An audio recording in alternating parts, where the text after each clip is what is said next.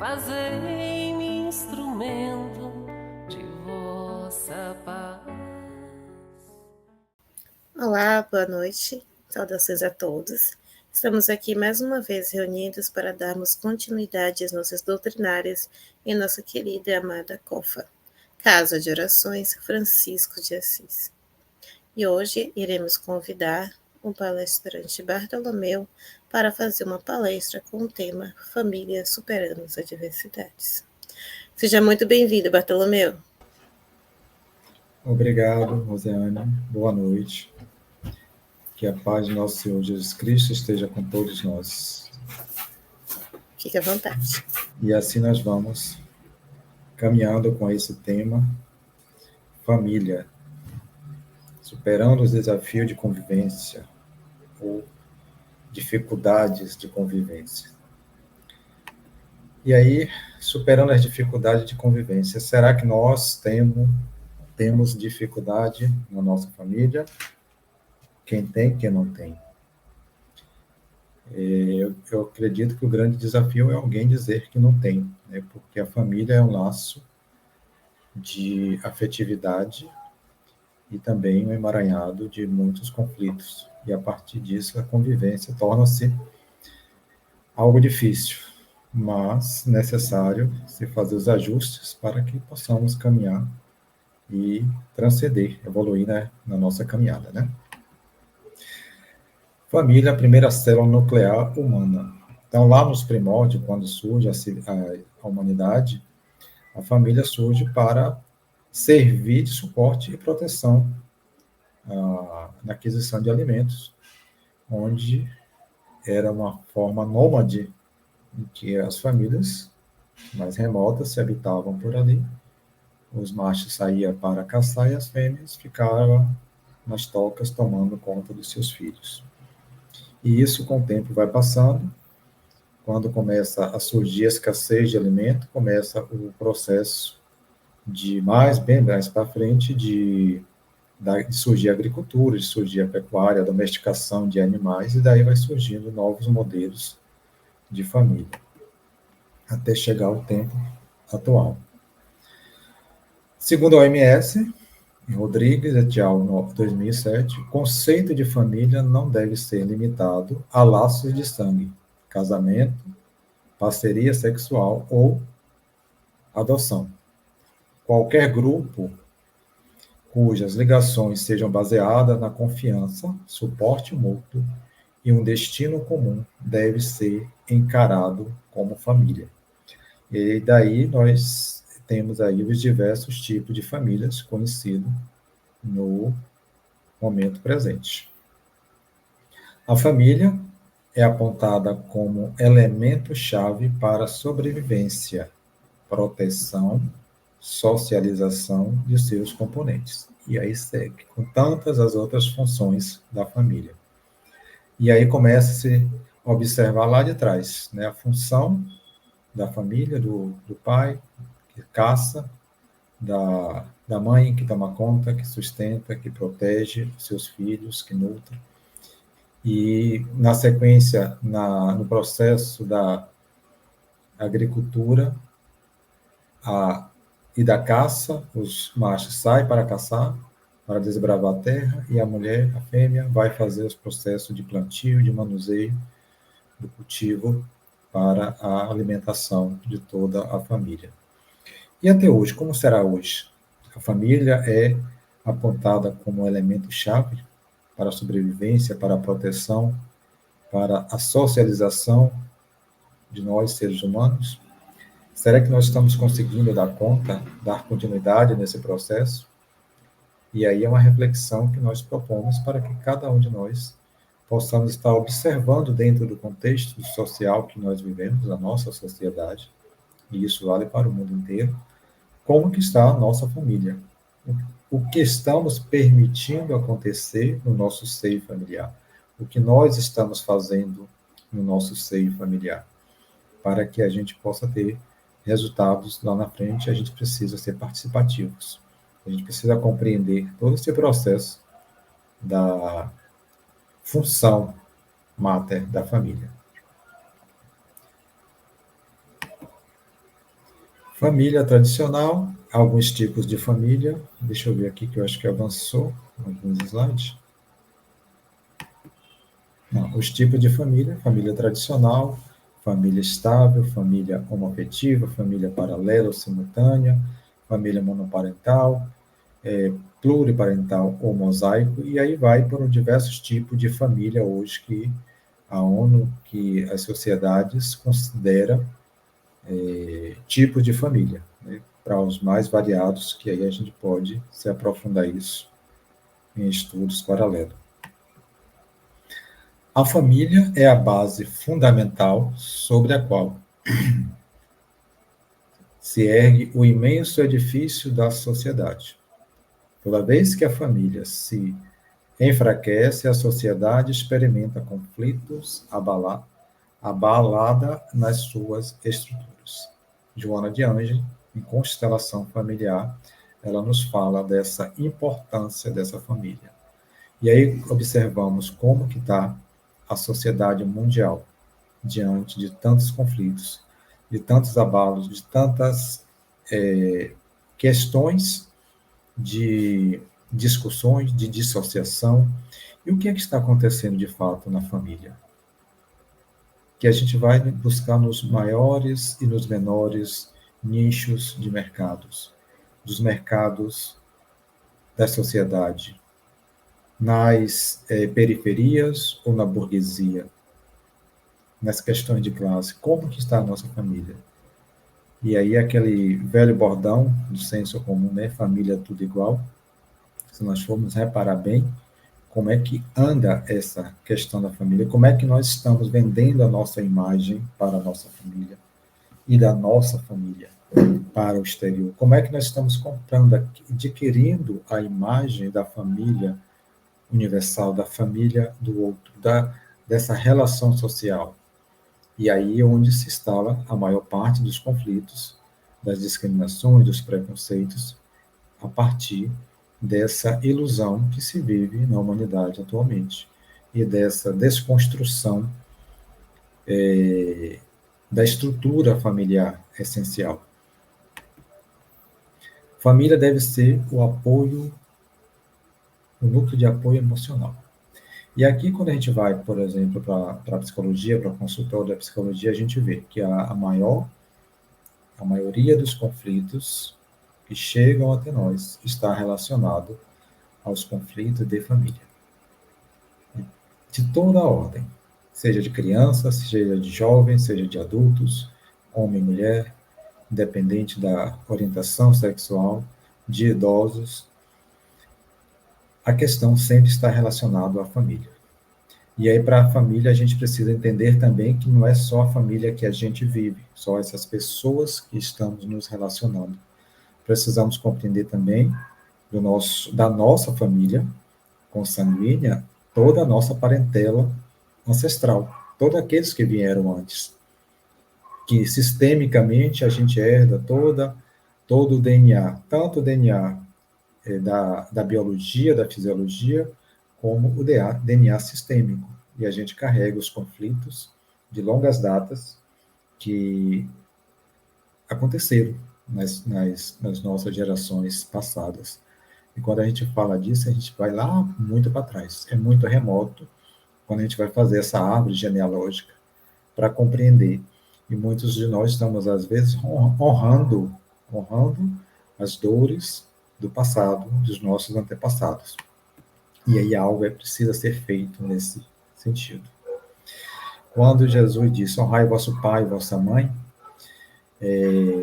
é um corolário da lei geral da caridade, né? É uma coroa, isso é um presente que é dado para um chamado para que a gente possa já estar exercendo a prática da caridade, que é o amor ao próximo, visto que não pode amar ao seu próximo aquele que não ama seu pai e sua mãe. Veja que coisa forte, né? E aí está lá na Bíblia para todos aqueles que professam suas religiões.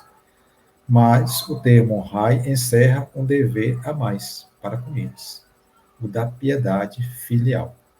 E aí, quando a gente vai para as terapias sistêmicas, por exemplo, o que a gente vê muitas vezes é uma inversão de papel. onde um dos assuntos é uma inversão de papel, onde os filhos que vieram depois tentam se colocar no papel dos pais, né? Como se, na frente daquele que vieram antes. E aí fica difícil a caminhada. Quando não é conflitos, mágoas, ressentimento, pelos traumas, pelos acontecimentos, e que essas pessoas, nós, pessoas, passamos a julgar, a condenar e maldizer os nossos pais. Com isso, a gente acaba enfraquecendo o nosso sistema, porque, pelo olhar sistêmico, 50% da nossa, e pela ciência convencional, 50% do DNA é pai, 50% é mãe. E aí, quando eu faço esse movimento, né, de condenação, de isolamento, de críticas, de afastar-se, de condenar o pai e a mãe, é a mim quem estou fazendo. E aí entra bem essa análise do honrai o vosso pai e vossa mãe.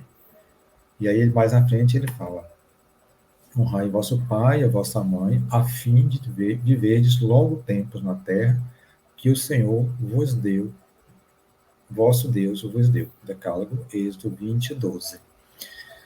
Se ele está dizendo que a forma da gente ter longos anos, da gente ter paz, é honrar o pai e a mãe, logo, toda vez que eu condeno esse pai e essa mãe, seja a nossa relação, obviamente que a gente vai estar enfraquecendo.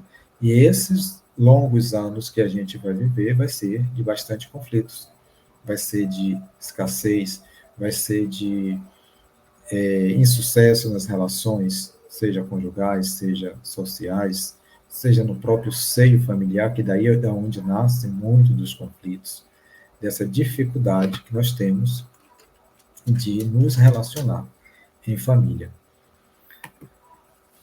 Todos nós, seres humanos, formamos uma grande família universal. E aí, quando a gente não entende isso, a coisa complica mais ainda. Na grande rede planetária, a dor de um ser humano afeta, de alguma forma, a toda a grande família. A lei do uno, onde nós vivemos em rede, onde sistemicamente, quanticamente, nós estamos interligados, nós interferimos no outro e recebemos interferência. Então, a cada maltrato, malgrado, condenação, morte de um ser humano, toda a rede planetária ela é afetada. Por quê? Porque é como se fosse uma grande teia, e aquela teia, se nós pensarmos uma teia de aranha, quando ela está instalada, armada lá na planta, né, um mosquitozinho que toque em uma ponta daquela teia, ele vibra, né, toda a teia. E essa é a ideia, a análise, né, que nós fazemos dessa grande teia universal. O reconhecimento dos direitos humanos e sua prática bem exercida representa a verdadeira caridade ensinada pelo Cristo Jesus.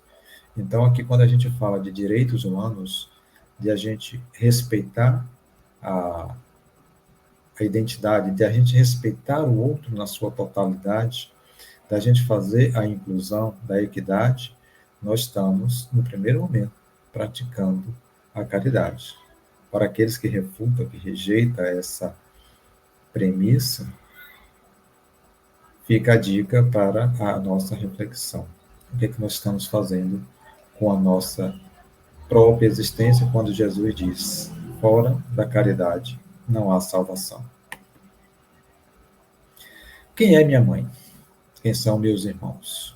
E olhando e estendendo a mão para os que cercavam em multidão, Jesus falou. Quando alguém vem chamá-lo e dizer que lá fora estariam seus pais, sua mãe chamando seus irmãos.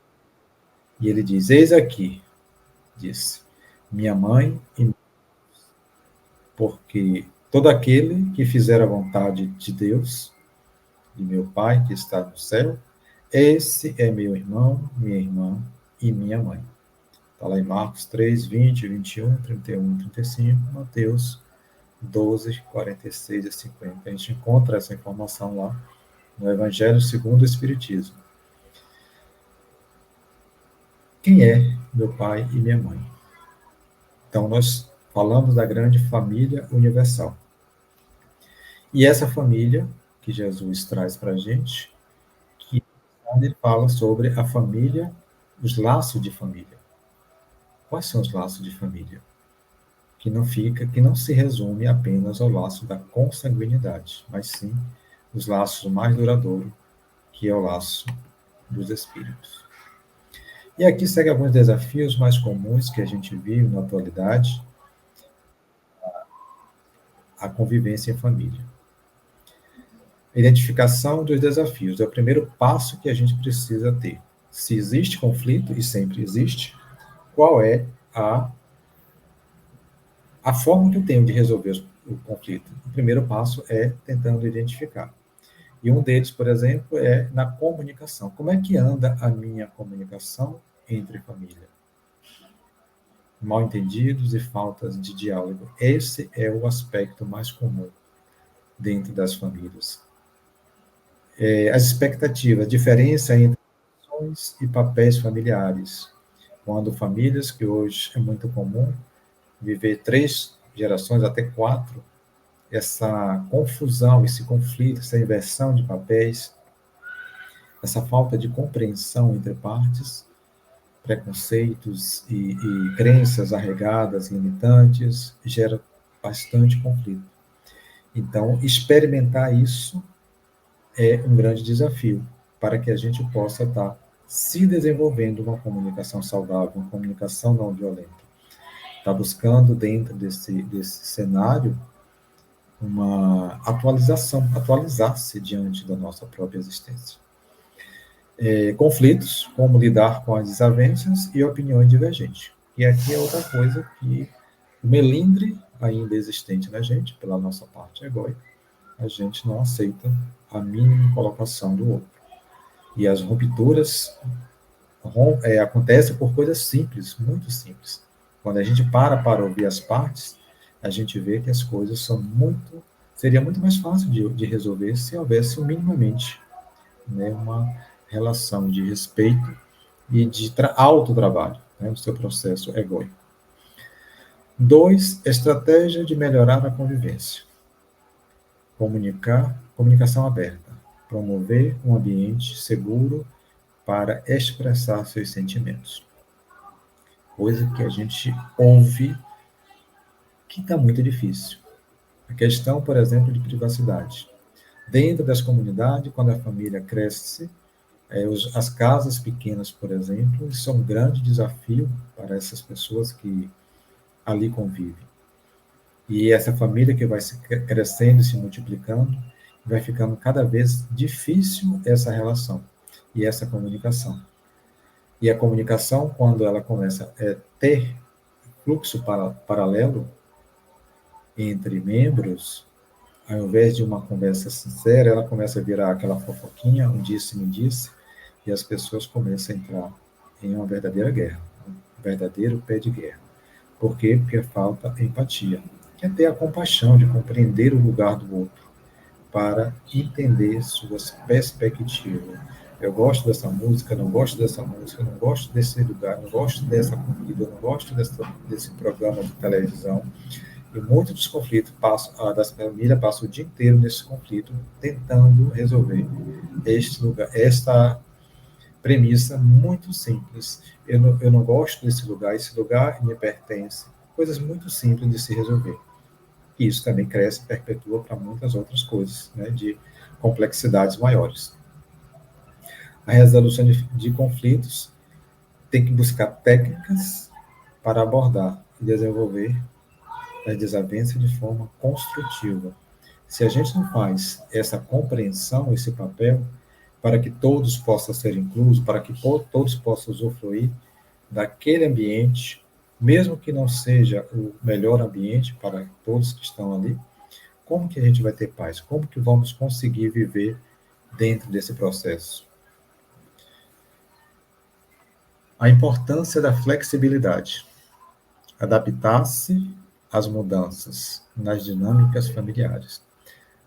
Uma das mudanças mais comuns é a questão da infância para a adolescência, da adolescência para a fase adulta, do adulto para o idoso.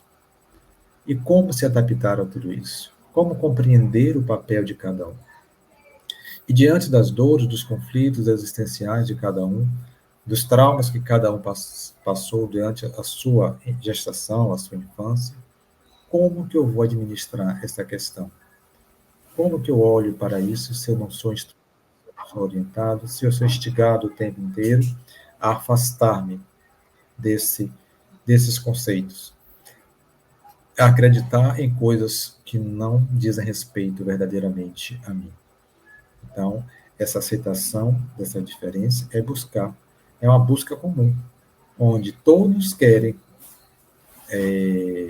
conforto, todos querem bem-estar, todos querem estar protegidos, todos querem aconchego, mas o grande problema é de como fazer isso nesse cenário familiar. E esse é o grande desafio, nós poderíamos dizer, de toda a humanidade, ou praticamente de quase todas. Momentos de qualidade. Quando é que eu tenho um momento de qualidade em casa, na minha família, na minha vida? Quando? Então, se eu não tenho, preciso começar a criar coisas mínimas, como rituais familiares na refeição, atividades em grupo, sair em grupo, encontros de gerações, para que isso vá se harmonizando e as pessoas sintam o prazer, o bem-estar e, claro, aprenda com a convivência, aprenda com o exemplo, aprenda com a experiência daqueles que já estão mais à frente. E também os mais idosos também aprendam com os jovens, porque é uma troca constante. Principalmente nas questões tecnológicas, os idosos, mais idosos aqui no sentido que a gente tem um pouco mais de idade avançada, não no sentido literário da coisa. Os adultos aprenderem a se relacionar, compreender que todos nós somos criatura divina em processos de aprendizado. Todos nós somos espíritos encarnados. E que muitas vezes uma criança ou um jovem, ele pode estar muito mais na nossa frente a nível de moralidade, de conhecimento, de experiência, de sabedoria, do que a gente que já tem uma idade mais avançada. Então, priorizar esses momentos de lazer e descontração faz necessário e é uma grande dica, uma sugestão para que a gente possa criar uma relação harmoniosa, uma convivência harmoniosa no nosso seio familiar. E aí Jesus diz para a gente, os verdadeiros laços de família não são, pois, os da consanguinidade, mas os da simpatia e da comunhão de pensamentos, que unem os espíritos antes, durante e após a sua encarnação. Está lá no Evangelho segundo o Espiritismo, no capítulo, no item Laços de Família. Esses laços de família que a gente vê muitas vezes, pessoas que não são parentes, pessoas que se conhecem há pouco tempo, pessoas mais diferentes possível, e que se dão muito melhor, se dão muito bem nas suas relações, muito melhor do que as famílias. Por quê? Porque são reencontros de almas, são reencontros que aparecem muitas vezes para harmonizar, para amenizar aquela vida conflituosa, aquela vida cheia de trauma, vida cheia de altos e baixos.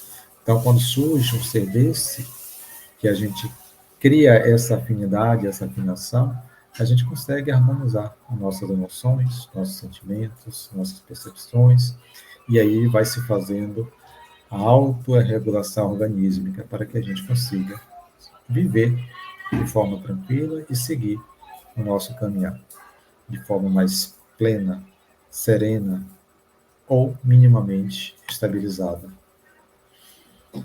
Como consideração final, nós poderíamos dizer que o reforço da ideia de que convivência familiar é um processo contínuo.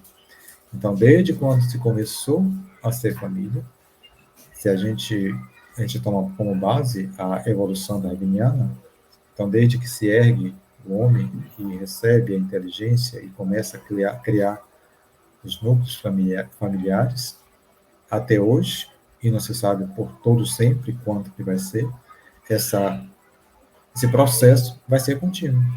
Então, a família é a primeira base para tudo. É na família que a gente aprende os primeiros passos. É na família que a gente aprende o afeto. É na família que a gente constrói a nossa principal base para seguir todo o restante. A nossa segunda, nós sabemos que é a comunidade onde a gente vive, a família mais ampliada, os amigos, os parentes mais distantes, a comunidade que a gente vive, depois vem a escola. Mas todo o nosso processo nasce lá na família. É lá que nós recebemos a nossa base, é lá que deve estar a nossa educação. É lá que deve estar os exemplos a seguir. É lá que deve estar a terapia, é lá que deve estar a nossa compreensão sobre a nossa árvore genealógica. É lá que deve estar a nossa base de convivência social, de empatia, de compaixão. É lá que está o nosso primeiro passo para a caminhada. Se esse lugar está desestruturado, obviamente, a gente vai ter uma vida desestruturada na nossa sociedade, nas relações profissionais, no nosso dia a dia social, aonde quer que nós vamos. Se a gente não compreender que este conflito que eu transcendo para com o outro está dentro de mim, por conta de questões que estão no meu inconsciente, algo que eu preciso compreender, olhar e ressignificar, elaborar, processar, como que eu vou dar conta disso? E aí, se eu estou me relacionando com pessoas que igualmente estão nesse processo, que também não compreende, que não aceita, que não faz nenhum movimento nesse sentido, o que é que nós temos? Conflitos sobre conflitos, violência sobre violência. E dificilmente teremos uma vida social efetiva, onde o nível de estresse é extremamente grande, onde para tudo que eu faço, tudo que eu olho, tudo que eu toco, está em conflito. Nenhuma pessoa, nenhuma situação me agrada, nenhuma localidade me agrada, porque eu estou desarrumado internamente, eu estou no eterno conflito. E esse eterno conflito, ele vai me trazer as piores situações, até que eu entenda que eu preciso fazer a mudança. Por quê? Porque eu não posso mudar o outro. Sair dessa ilusão, dessa tolice do controle. O controle que a gente quer exercer sobre pai, sobre mãe, sobre marido, sobre mulher, até mesmo sobre os filhos, a gente não tem controle. A gente precisa ter uma comunicação fluida, harmoniosa, respeitosa. A gente precisa ter a empatia, a compaixão, que é compreender o lugar do outro, compreender a dor do outro, compreender que somos seres individuais nesta caminhada, que nascemos só e morreremos só, mas que, obrigatoriamente, necessitamos uns dos outros para nos desenvolver. E a gente sabe que é impossível a vida humana dissociada de uma relação social, como a gente vive. O Criador pensou nisso. Por quê? Porque o outro é nosso espelho vivo. É através do outro que eu enxergo aquilo que eu não consigo ver dentro de mim. São as sombras que a gente carrega dos nossos processos evolutivos, encarnatórios, vida após vida. A gente precisa compreender isso. Aonde que está em mim a minha sombra? Por que ela está sobressaindo sobre a minha luz? Por que eu estou em um processo de desequilíbrio psíquico, emocional, espiritual? O que eu estou fazendo? Como que eu compreendo a vida? Como que está a minha relação do dar e do receber? Como é que está a minha relação com o ter e com o ser? Como que eu olho para isso? Será que eu vim aqui só para ter? Será que é isso o único objetivo? Trabalhar, trabalhar, construir, abandonar a família e buscar o ter, e esse ter que nunca consegue chegar, porque tem toda uma maquinação trabalhando para que isso de fato não chegue, e tem os processos internos que me afligem e os processos das minhas relações paternas, maternas, que impedem necessariamente, se eu tenho um conflito existencial com meu pai e minha mãe, de ter a abundância, de ter a prosperidade, de ter a riqueza, e eu fico na ilusão trabalhando e condenando meu pai ou minha mãe porque fez isso, porque fez aquilo, porque abandonou. E aí a gente entra nas feridas básicas, né, do ser humano, a rejeição, do abandono, da humilhação, da traição. E assim a gente vai vibrando nisso e vai somando novas e novas feridas e ficamos patinando, como um carro que está patinando de uma lama e não consegue avançar em frente. Como o cachorro tentando pegar pulga no rabo, pulando em círculos sem sair do lugar. E reclamando da vida, reclama de Deus, reclama do governo, reclama da família, casa, separa, vai embora, deixa a família para trás. E aonde a gente vai, a gente sabe, o conflito está lá, porque está dentro da gente. A gente deixou um núcleo familiar, um grupo para trás, de amizade, de trabalho, de pessoas, e aí para onde a gente vai encontrar mais do mesmo. Simplesmente isso. Por quê? Porque está dentro de nós. Se a gente não olha para essa sombra para acomodar, para compreender, para mudar os paradigmas, para transcender a essa ilusão, apenas viveremos uma vida de sofrimento, de amargura e lá na frente, né, de doenças das psicossomáticas que vão surgindo naturalmente. O encorajamento para todos trabalharem juntos na construção de um ambiente harmonioso é mais do que necessário, porque não adianta uma parte estar buscando a harmonização e a maioria está apenas querendo receber. Entra no processo do dar e receber. O desequilíbrio disso, onde uma parte quer apenas receber e uma pequena parte fica fazendo de tudo para tentar suprir essa necessidade afetiva, emocional, financeira, de alimento, de tudo. E se isso não houver uma harmonização, se não houver a contribuição de todos, se não houver uma compreensão dentro desse processo, como que vamos ter uma vida plena e feliz? Observe que tudo que a gente fala aqui nesse momento depende da gente. Depende do nosso olhar. Mas o nosso olhar para dentro. O nosso olhar do ensinamento do Cristo. Que nós viemos aqui para servir.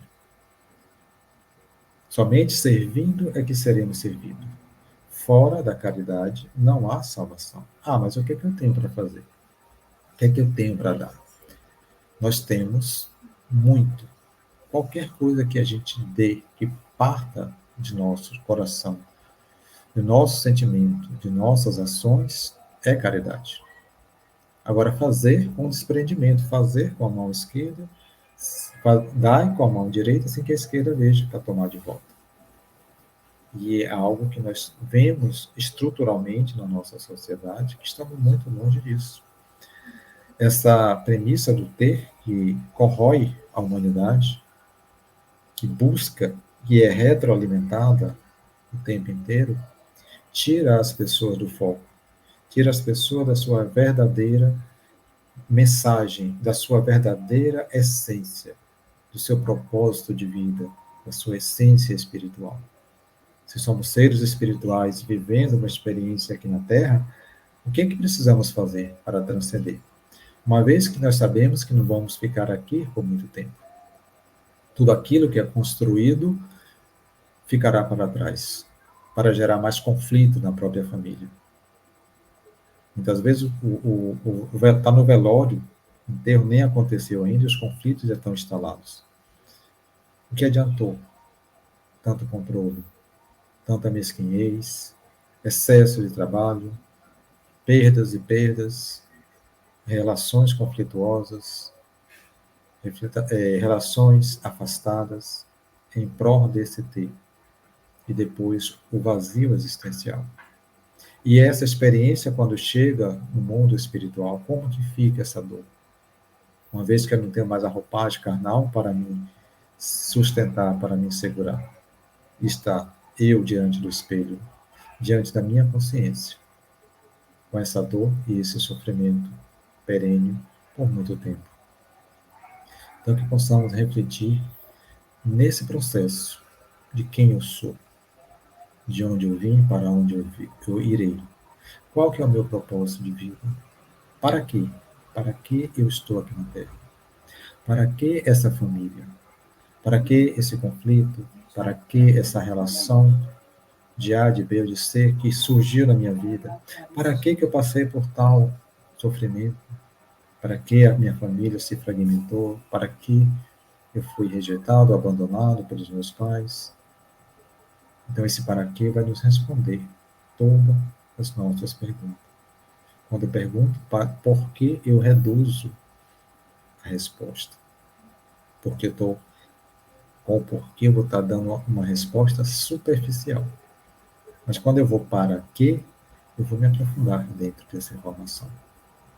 E ao aprofundar-se dentro dessa informação, eu vou compreender quem sou eu. Para que eu estou aqui?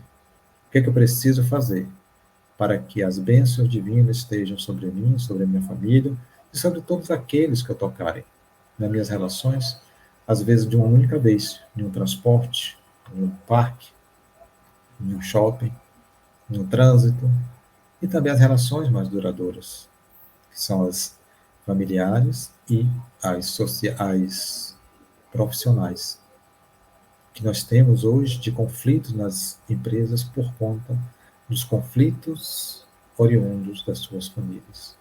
Pessoas que não se suportam mais, que não tem mais uma relação, não existe mais diálogo, onde a aridez, a acidez tomou conta das pessoas, as mágoas, o ressentimento, as agressões, as palavras que ferem como flechas agudas, de ponta aguda, porque dentro da minha estrutura pessoal, da minha estrutura familiar, está um desarranjo total. Dentro da minha sombra se prevalecendo, sempre o meu ego, sempre a minha premissa do eu, sempre eu, e nunca nós. E não dá para vivermos em sociedade pensando no individualismo, pensando apenas no eu. Agradecendo a você pela sua atenção, esperando nos ver em breve. Que Deus continue iluminando os passos de cada um de nós. Um grande abraço. Queremos agradecer por essa maravilhosa palestra. Muito obrigada, Bartolomeu, e a todos que estiveram nos acompanhando. Não esqueçam de curtir, compartilhar essa palestra para que ela alcance cada vez mais pessoas. E que possamos também aprender cada vez mais sobre o significado amplo de família, como todos aqueles que fazem parte do nosso núcleo, às vezes mais perto, às vezes mais distante, mas sempre nos ensinando algo, atentos a esse conhecimento e essa oportunidade de crescimento. Até a próxima!